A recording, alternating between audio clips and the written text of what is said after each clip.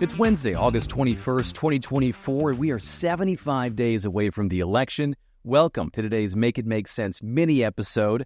I'm Grant Hermes. Today on the show was the second night of the Democratic National Convention in Chicago last night, and Democrats kept their party rolling, even though Harris and Walz weren't there. Now, they did roll out some Democratic favorites, and who I think might be Harris's secret weapon. Now, night two was all about the state delegates ceremonially nominating Harris because, remember, she was formally nominated in a virtual call earlier this month and accepted that nomination. So all of this was really just from a ceremonial standpoint, like I said. But the DNC also wanted to make sure that states got to celebrate them and the delegates got to cast their votes in a public stage. And man, did they have a lot of fun with this. Each state got to choose their own music that was played by a live DJ on stage while they were casting their votes. And I don't think any state had more fun with this than Georgia. Here it is. Yeah! Ladies and gentlemen, we are here tonight to officially nominate Kamala Harris for president. Bob, get loud, another round of shots. DNC, turn out for what? So that is Atlanta's own Lil Jon performing Turn Down for What at the Democratic National Convention, which I'm sure delighted half the crowd and confused the other half. Now, also at one point, he was doing a version of Get Low, which if by some chance you don't know what that song is because you've never been to a white millennial wedding, you should listen to it. It's a pretty good song, but I would not listen to it with kids around. Anyway, there are lyrics in that song that go from the window to the wall, and Lil Jon was changing that from the window to the walls. And now I want to get a little serious here. Mr. John, Lil, if I could be so casual. We did it first here. It was the very first MIMS mini episode, From the Window to the Walls. I don't think I'm going to hold it against you, though. It is your song, after all, and you were just having some fun. Okay, so the night went on, and the votes were cast, and then Harris made another surprise appearance at the convention, which, again, breaking with some serious tradition here, where we don't normally see the nominee until the acceptance speech on the final night.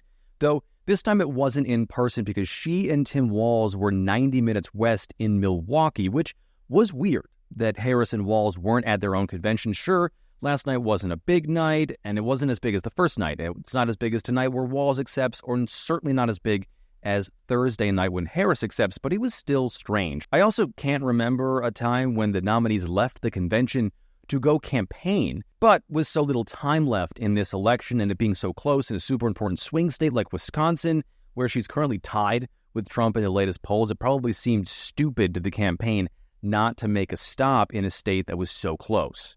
Also, I learned something this week, too. I didn't know that Harris had a personal connection to the state of Wisconsin. She spent some time in Madison, Wisconsin, while her parents were professors at my alma mater, the University of Wisconsin-Madison. It is one of the great college towns in the country, and if you're a college football fan, there is no better place to be on a fall Saturday than Camp Randall in Madison, Wisconsin.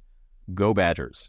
So while Harris and Walz were in Wisconsin, we heard from some big names in the party last night, chiefly the Obamas, and then second gentleman Doug Emhoff. And I'm going to go out of order here because it was Emhoff, Michelle Obama, and then Barack Obama. But I'm going to talk about the Obamas first because I think that Doug Emhoff might have given the best speech last night in terms of just being helpful for Harris's campaign. But the Obamas cannot and should not be ignored. They are the closest thing the Democratic Party has to royalty right now, and they are two of the best public speakers in the party, if not in the country right now, and they just happen to be married to each other. Michelle Obama was the first of the Obamas to speak. She spoke for about 20 minutes or so and really brought some mom energy to the room, which was kind of the point of her speech, and also Doug Emhoff's speech as well. Attempts to get delegates and voters to see Harris not just as the professional image she's put out there as the prosecutor and the hard-nosed progressive, but as a woman who grew up in the middle class with a mother who worked to provide for her. Harris has talked about this too, including how her mom saved to buy a house when she was, I think, about elementary school, middle school age. But Michelle Obama took that to a different level, connecting commonalities between Harris and herself and the other people in the United Center. It's frankly what she's always done best, conveying a level of sincerity that resonates, whether it's a put on or not doesn't matter in terms of pure politics. It's effective. She did not use her "when they go low, we go high" campaign line from 2016. Clearly, she couldn't do that because the country is in such a different place now, but also because, of the whole Republicans are weird thing and making jokes about J.D. Vance and furniture, which Democrats have been doing left and right. Even Barack Obama made a size joke during his speech. So instead, Michelle Obama said Democrats can't go small because it's petty and unpresidential. I don't know. For me, that line felt pretty flat, but she really turned it around in the second half of her speech and really leaned into that mom energy I was talking about. She gave the DNC a serious dose of reality in a way that I don't remember anybody being so blunt with a room full of Democrats. Take a listen. So, folks, we cannot be our own worst enemies. No. See, because the minute something goes wrong, the minute a lie takes hold, folks, we cannot start wringing our hands. We cannot get a Goldilocks complex about whether everything is just right. And we cannot indulge our anxieties about whether this country will elect someone like Kamala instead of doing everything we can to get someone like Kamala elected. So, a little tough love there from Michelle Obama. And that was just before she introduced her husband, who was the headliner of the night. Now, I actually kind of thought this speech was a little middle of the road. Not that it was flat by any means. It was still Barack Obama, so it roused the crowd. There was a lot of soaring rhetoric and the way that rhetoric can make speechwriters weak in their knees. And he played some of the hits like "Don't Boo, Vote." In that way, though, it was a softer version of the speech that Michelle gave. He did acknowledge Joe Biden stepping aside and said that choosing him as his VP was the best choice he ever made politically, and said that history will remember Joe Biden as a president who defended democracy in a moment of great danger, which is certainly how Biden wants to be remembered. Now, honestly, this part was a little bit awkward, given the reporting that Obama was pushing for behind the scenes to get Biden to drop out of the race. There were rumors that he urged George Clooney to write that op-ed calling for Biden to step down, a show that Biden had lost a pretty big money player in Hollywood, and that Obama might have been working behind the scenes with other Democratic members too, alongside Nancy Pelosi. Reportedly, Biden is pretty bitter about how that all went down and hadn't talked to Obama since dropping out. Now, I don't know if they talked at the DNC, but things were a little frosty between those two. Obama then went on to talk about Harris and her political record and really dug in on the idea that Democrats are passing the torch to her, a through line from his presidency that inspired so many Democrats, even at the height of the 2008-2009 housing crash. He also talked about how much he liked Tim Walz, making some jokes about the flannel shirts he's been wearing on the campaign, but said Tim Walz is the kind of guy that should be in politics. He also told Democrats there wasn't a lot of time left, and this was clearly the 1-2 punch from the Obamas. Here's what he had to say. It won't be easy. The other side knows it's easier to play on people's fears and cynicism, always has been.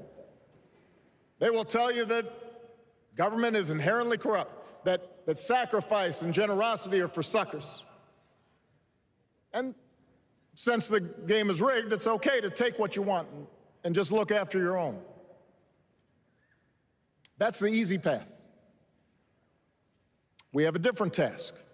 Our job is to convince people that democracy can actually deliver. So Obama capped off the night, and it was another late speech. Even though the DNC started earlier, they still ran a little late.